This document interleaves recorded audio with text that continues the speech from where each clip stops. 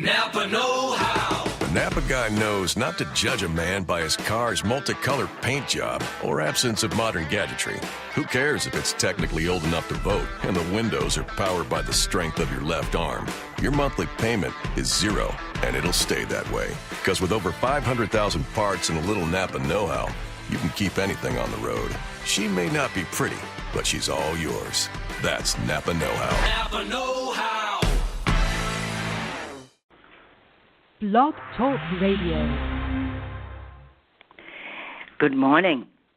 This is your host, Llorraine Neithardt, and you are listening to Venus Unplugged. And what we do at this podcast is explore all aspects of Venus through mythology, psychology, astrology, whatever way and form she wants to come, and certainly through personal relationships. So what we are exploring is the myth of Inanna. This myth is 2,000 to 3,000 years earlier than the Christian myth, and it is a myth of a goddess of heaven and earth, and then she goes into the underworld to meet her dark sister ERESHKIGAL, which is what this episode is about. So we need to remember, that Inanna is also a fierce goddess of war. She can create storms and wars and powers, and she has the gift of judgment and knowledge. And she's a very passionate goddess, and she's very much about the sexual love and the union and her ecstatic songs and how she adorns herself with desire and of the delights of lovemaking. And she calls her beloved consort her honeyman, who sweetens her forever, inviting her into her holy lap to savor her life-giving caresses and the sweetness of sex with her on the sacred marriage bed. So she is much more exaggerated than Aphrodite. She craves and she takes, and she desires and she destroys, and then she grieves and composes songs of grief, and she does come up from the underworld also. So this is part of her abilities, this great Inanna. But after she has all of these experiences and these journeys, she then knows and accepts her vulnerability to go into the underworld, to meet her dark sister. Now, ERESHKIGAL's husband, who is the bull of heaven, has died. She is in the underworld mourning. Inanna has to go through the 7 gates, which we will deal with separately, and we'll tell you about each one of those 7 gates are about. But let's get a little background information on ERESHKIGAL. Okay, so she is quite the opposite. Now, see, Inanna can live in the unconsciously in women who's under kind of a patriarchal oppression,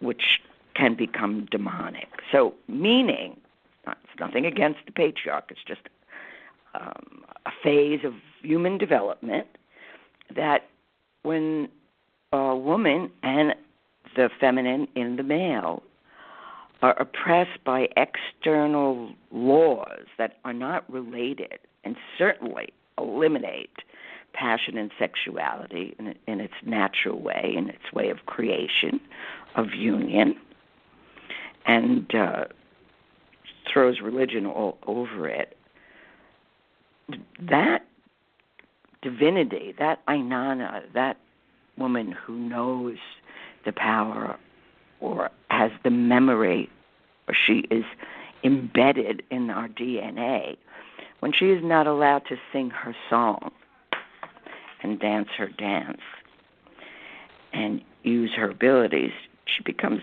somewhat of a demon in the unconscious. Now, we have all met ERESHKIGAL, and we as in humanity, we meet this aspect, this dark sister of Inanna. Inanna could be considered as conscious, right? And anytime we want to make a change, and when we want to change a habit that no longer serves us, or we realize, like, holy moly, that really is an addiction, or we want to change a diet because the food that we're eating is poisoning us, or we want to give up the addiction to the demon lover, to those bad relationships, or those challenging relationships, or we just plain have to give up a stage of our life. We move from virgin mother crone, and we constantly are going through these phases. Well, that's when we meet ERESHKIGAL, the dark sister who's not so pleased to see us. And she's not interested in what you have to say and what you need to change, because her ways are perfect. So that's one of the challenges in change. It comes to us naturally, but if we're really fighting against a change that psyche needs to make, it can come in a great depression or oppression. We can't move, and we freak. Now, if there could be a little glimmer of light or consciousness, or just, a postie on your address book to let you know, like, wow, I'm about to take a journey in to meet my dark sister, ERESHKIGAL. And her ways are perfect, and the ways of the underworld are perfect. Different and perfect.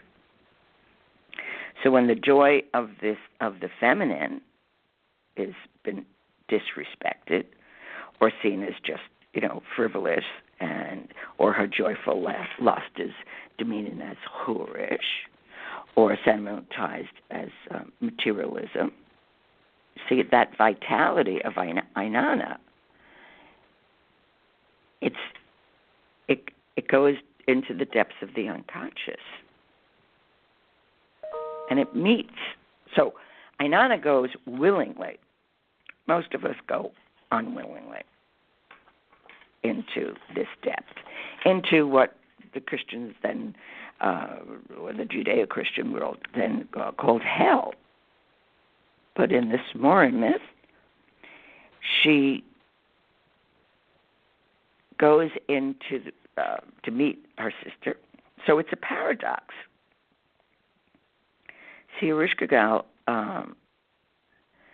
she is the part of us that defies differentiation of consciousness. She doesn't really care if you're conscious or not conscious. So it's very hard to sort the seeds when you're on your way down into the unconscious, okay? Because she is the vessel and the stake. She is the root of all, where energy is inert and consciousness is coiled asleep. She's the place where that potential of life lies curled up. But let's say in the pangs of birth and beneath all the language and its distinction, she's there, like Kali,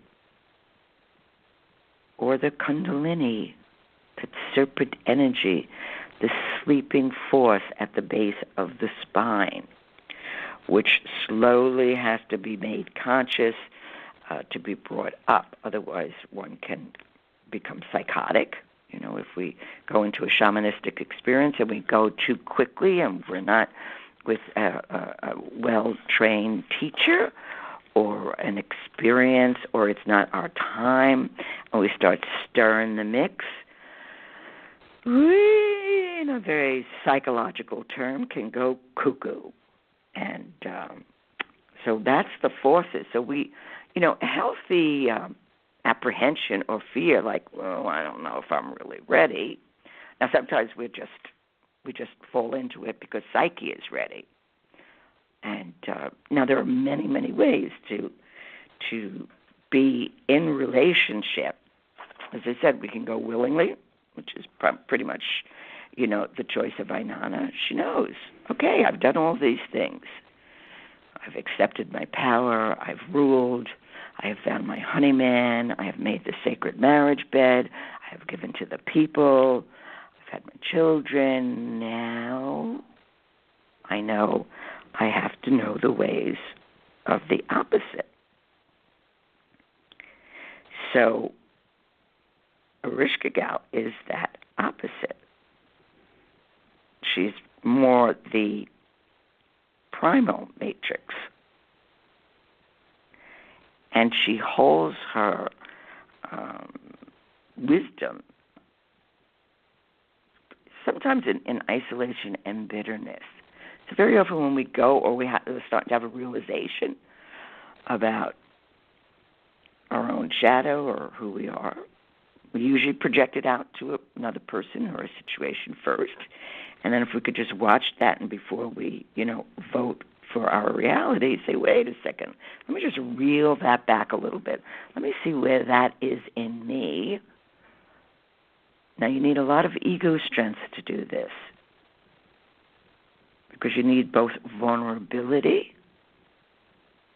to be able to look and before I ask another or emotionally scapegoat another, let me see where this has some truth or could have some truth or could be an aspect of me. Because that is what authentic power is or authenticity is. Shadow and light, we know both are true.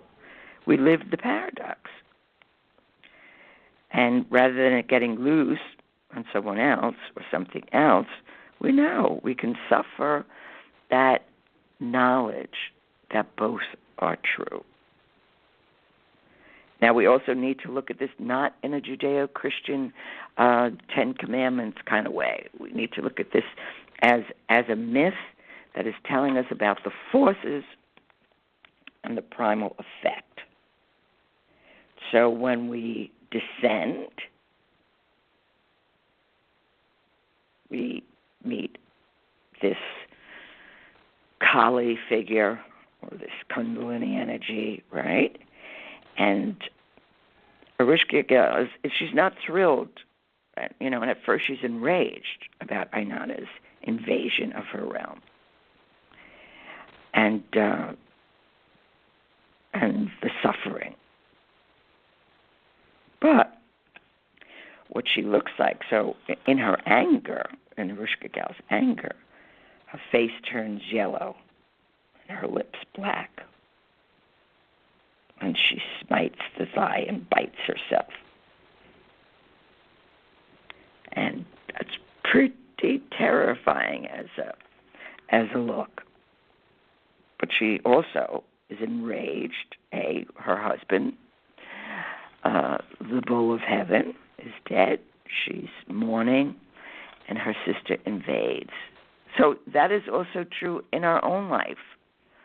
That's why, working with dreams can be so important because they will tell us. Dreams are great for timing. It says, you're ready. You can do this. Other times we may jump into something and we meet, the grieving part of us that is not so interested in having a conversation or forgiving or even speaking. So these archetypal forces, what they're really about. Remember, an archetypal force is not human. It comes in the human condition. We see it, but the symbol itself, the image, is what has its power. And just because we can name it and dance it and paint it does not mean that we understand the archetypal force of an image. That's why it takes deep respect and study and meditation and observing what these symbols mean. So she represents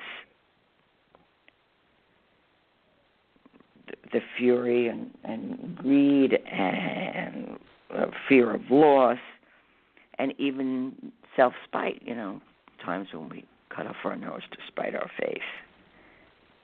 And she represents this kind of raw, instinctual split from consciousness.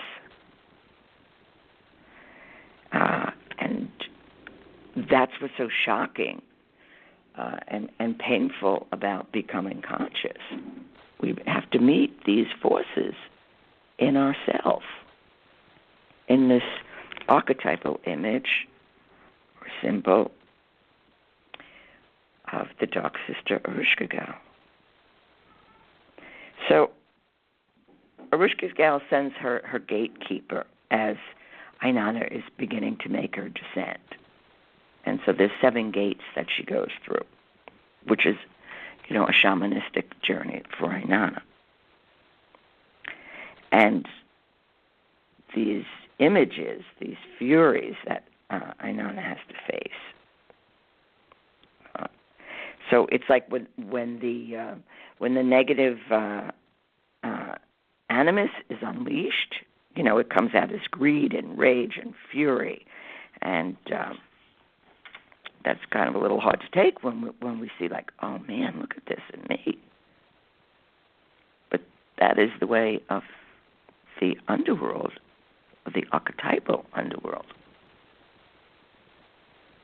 So it's the ways of the unconscious.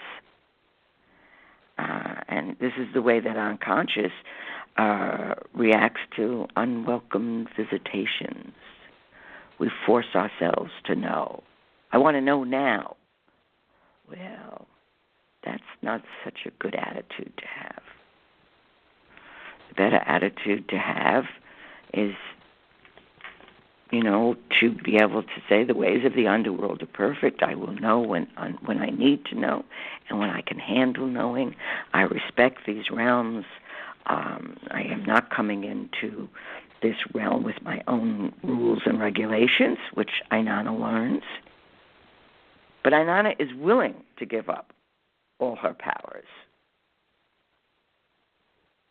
and become vulnerable to that which she doesn't know. So when we're working on ourselves in whatever state of consciousness we're doing that, this is what happens when a complex is like touched upon, and the complex has its own defenses, and this is who comes up, this ERESHKIGAL. Says, wait a second, there's an etiquette here. There's a way. You just don't get to poke me and pull at me and think I'm going to tell you my powers and my forces. I'm not going to do that. So when we feel this, a complex prematurely being poked, or it just kind of comes up, in that rage that we can't stop, and just is like a mad gerbil inside our head, and it goes on and on and on, you're slightly possessed by a complex, ERESHKIGAL. You've tripped over the underworld, the parts of the collective unconscious that you don't know about, and it's off and running. So when we get very compulsive, these unconscious energies are working to overpower the ego. And when we're asked to confront these effects, it blocks, and we feel embarrassed, and we feel shattered by a superior strength, and often we go into anxiety or detachment or split off, or we try to stop life. If we just breathe a little and realize, like, oh, wait a second, I am in the presence of a complex. I am in the presence of what I don't know. And your best insurance is not knowing and accepting the not knowing. Because this is the part where this energy, it's the transformative energy that is in the depths of our being, which is also why we have healing crisis. Why does it get worse before it gets better? Because we need to go do a tour of duty in the underworld. We need to see all those forces, and they kind of come up, and then, we're not going to tame them because these are primal forces. So your prayers are not going to be reaching heaven. We need to be able to have a strength and a vulnerability. That's what our strength for transformation is. And when anybody who's ever gone through a shamanistic journey or anything, a death, whether it be of a person or a child or a love affair or, a death of a cherished habit that we have, this is who we meet. And so these, because they're impersonal, they don't give a shit about you. They're not personal. Who are you? You may believe the whole universe wants this for you, but ERESHKIGAL says you're not getting anywhere until I chew you up and spit you out. And then in that, there's an alchemical process that happens. So Ainana, she gets reduced into a passive submission, and she kind of rots. Because when she goes to the 7 gates and she meets ERESHKIGAL, and ERESHKIGAL just takes her and hangs her on a meat hook and lets her rot there for 3 days. So, which is another form of the kind of the Christian crucifixion. So, in ERESHKIGAL's world, it's that feeling of the irrational, the primordial, and it's totally uncaring and even destructive of the individual. It's that cold mother. When somebody is really furious, or somebody is furious at you, they're so cold. It's like, whoa, man, it is that. Now, that takes a lot of consciousness to admit and to realize, like, wow, that was cold. That was harsh. That had no living force in it. It only had the cold, destructive force, like the coldest part of the ocean, or what's projected onto serpents as cold-blooded. So ERESHKIGAL is like Kali, and it's the destructive transformation side of the cosmic will. And through time and suffering, it grinds us down in all distinctions, and we just, all fire goes out. And yet, in that is birthed a new life, a new life and a new understanding. New life can only be made through a new understanding. So, ERESHKIGAL is also named Fate, and her realm has its own lawfulness, which have nothing to do with the sky gods. It is the law of the great below, the law of reality of things as they are, not as we wish them to be, not as we make them up. They're the natural law, and they're pre-ethical and often fearsome. And they always are before the superego of our consciousness. So that's what we're meeting. This is why it's so hard to change. So the right attitude towards those changes is, okay, well, today's as good a day as any to meet ERESHKIGAL, or to die to my bullshit, or to go into therapy, because we have to return to the beginning. And the beginning is the primordial forces. So when we can feel the kind of agony of helplessness that we feel, we're at the beginning of this transformative, destructive energy, which will turn into consciousness and a rebirth. But we get devoured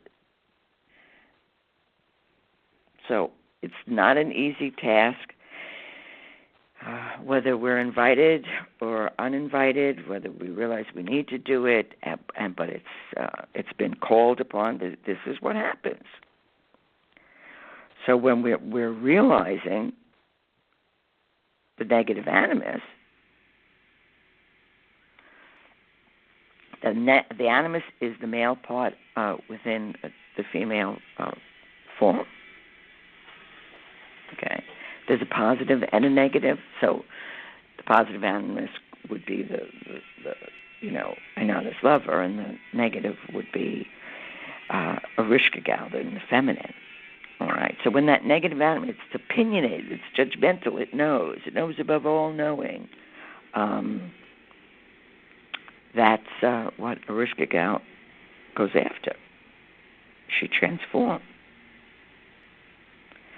So sometimes, or when we feel that kind of frozen and we're just stuck, kind of timeless, or we're unable to budge, or there's a feeling of bleakness or despair, guess where you be? And we don't, nothing works. Our yoga doesn't work, and our meditation, and our prayers, and our dreams seem meaningless, and it all is just going to pot there. It's just miserable. So this ERESHKIGAL, she has kind of this, it's like a terrible empathy. We have to be empathetic towards these forces within us. Like, wow, I never knew, or who knew? And we certainly aren't going to understand it, not with the conscious mind. So Inanna knows that. And the Inanna in us knows how. So if you're going to do a tour of duty in the underworld, read the poem of Inanna and study up so you have at least a working sense of the archetype that is moving through your life as we go into this underworld of, it certainly is a feeling of humiliation when all our powers or so-called powers are taken away, or we realize, they're nothing compared to the forces of our psyche.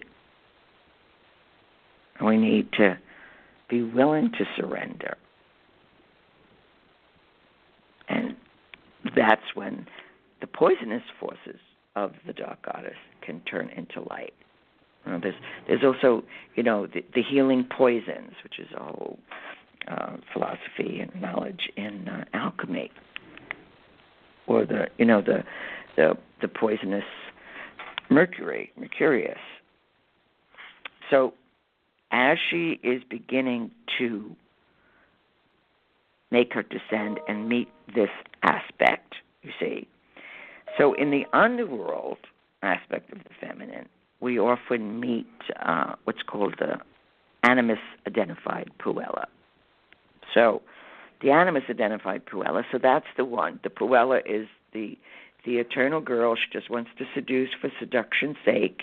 She doesn't really she's giving a shit about your soul or anybody else's soul.